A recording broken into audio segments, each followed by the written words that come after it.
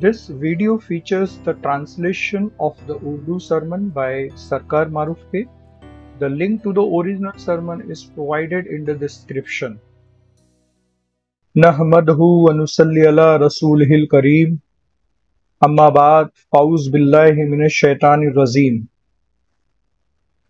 Today's topic revolves around the concept of Ism-e-Azam, the greatest name of Allah. Many seekers, lovers, believers, and those on this spiritual path often wonder, what is the Ism-e-Azam? Sometimes someone comes and tells me that they have read that the Ism-e-Azam is Ya Hayyu Ya Qayyum. Someone said that Hazrat Nizamuddin Awliya Rahmatullah alayhi stated, it's La ilaha illallah. Someone says that this respected Sufi states that the Ism-e-Azam is Allahu. And among the other statements found in the interpretations, Tafsir, Hazrat Abdullah ibn Abbas states that this is the Ism-e-Azam. And there are many people who have written comprehensive books explaining what the Ism-e-Azam is. Meaning, they have compiled all the statements regarding Ism-e-Azam. The issue arises when people become confused about what exactly constitutes the Ism-e-Azam. Because the names referred to by those revered saints and elders along with the references they provide are all considered authentic. They are all trusted and revered elders. There is no one upon whom doubt can be cast regarding their knowledge of Ism-e-Azam. Every one of them is a person of knowledge, spiritual insight, and miraculous experiences. But why have they provided different answers? Shouldn't there be only one Ism-e-Azam then? So let me explain that first. You see, there are two words. One is Ism and the other is Azam. What do we mean by Ism? Indeed, Ism refers to the name. What is the definition of a name? The definition of a name is that it points toward a particular entity. Yes, it signifies and points toward the essence of a being. That's what I am explaining about a name. The definition of a name is that it points to an entity. And Azam means the greatest, the grandest, signifying the supreme and the most magnificent in everything. Now, if we combine these two words, that is Ism-e-Azam. Understand?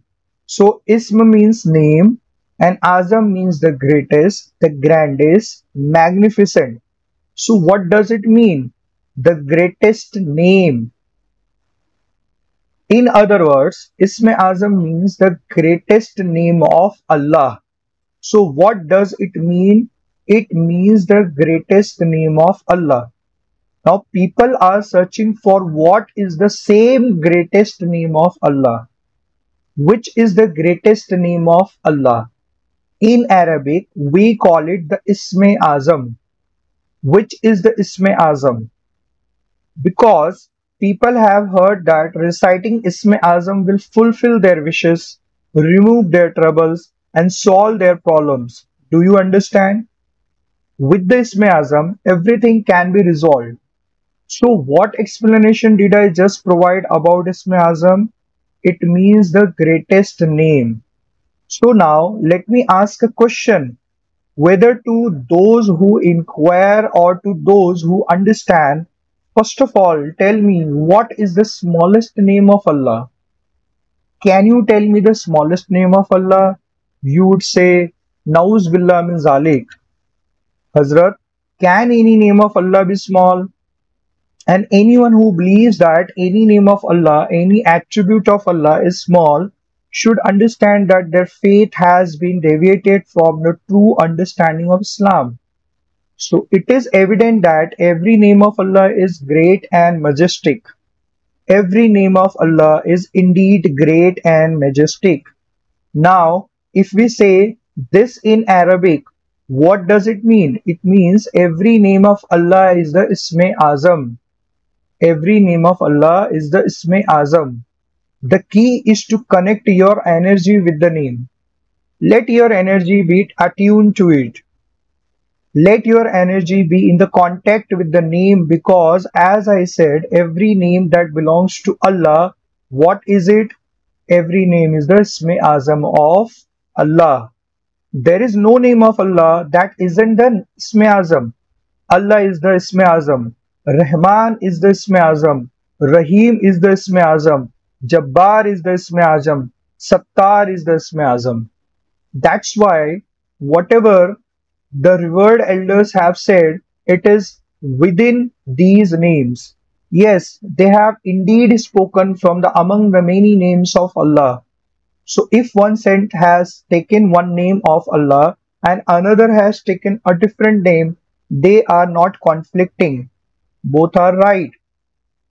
Whose names are they taking? They are taking Allah's name. So who is Rahman? He is Allah. Who is Jabbar? He is Allah. Who is Sattar? He is Allah. Who is Rahim? He is Allah. So if someone says that Ism-e-Azam is Rahim, that is also correct. Someone might say it's Hayyu or Hayyu Ya Qayyum, and that's correct too. So whatever the respected elder have said regarding Ism-e-Azam, all of them are indeed Ism-e-Azam. The only thing is to connect your energy to it. Let your energy be attached to that name. So every name of Allah is the Ism-e-Azam. What is it? Every name of Allah is the Ism-e-Azam. You just have to connect your spirituality with that name. Can you tell me, is there any name of Allah that if invoked, Allah does not listen? Is there such a name? Isn't. And if it's written in book that this is the Ism-e-Azam, then read it, recite it. Then if it's not working, why isn't it? Because your energy hasn't connected with it, right? Why did it happen?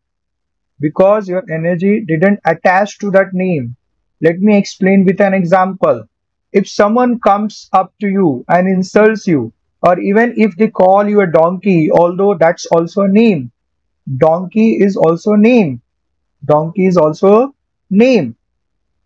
But as soon as someone calls you a donkey, your blood pressure rises. Your facial expression changes. You start to argue with them. Your desires become focused solely on defeating them. You start saying all sorts of things to them. So what if it's just a name? You are not a donkey, but they said it. So what happened here? You attached your energy to that name. As soon as you did, your blood pressure went up, your face turned red, your eyes became bloodshot, and you might even have felt a rush of anger in your hands and feet. So it was just a name, right? Attach yourself with the name of Allah as well. As soon as you connect yourself with the name of Allah, something will definitely happen. You should just connect your energy. It's not just about uttering the name, but attaching yourself with that name. Now, observe how whenever you mention the name of your ancestors or forefathers, it brings a sense of joy and satisfaction to your tongue. The listener might get bored, but your tongue never tires when you talk about them. Your energy doesn't stop there. You start to enjoy talking about them. In the same way, when you remember Allah, when your energy becomes connected and attached to His name, that very experience is the Ism-e-Azam. What is it? Now let's talk about a subtle point.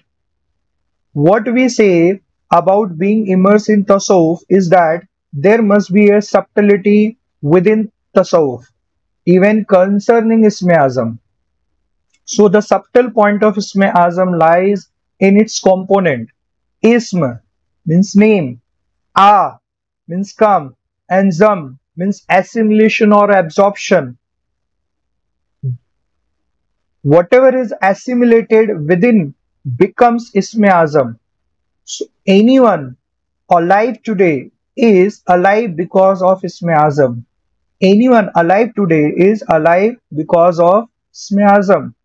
Within us, Ism-e-Azam is also present. It is present within you as well. This is the subtle point of Sufism. Sit in the presence of your accomplished spiritual guide and try to comprehend this subtle point.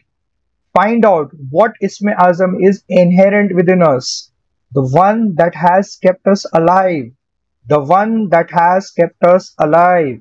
We are alive because of that very Ism-e-Azam.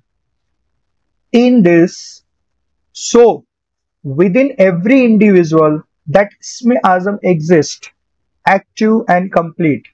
Isme, in this. In what? Isme, in this. A means come. Zam means assimilate or absorb. Whatever is assimilated within becomes Ism-e-Azam. So what is the Ism-e-Azam? Sit in the presence of your accomplished spiritual guide and discover the secret of which Ism-e-Azam exists within you, keeping you alive. Do you understand? While sharing these thoughts, I conclude the conversation. Wama alayna illal balag.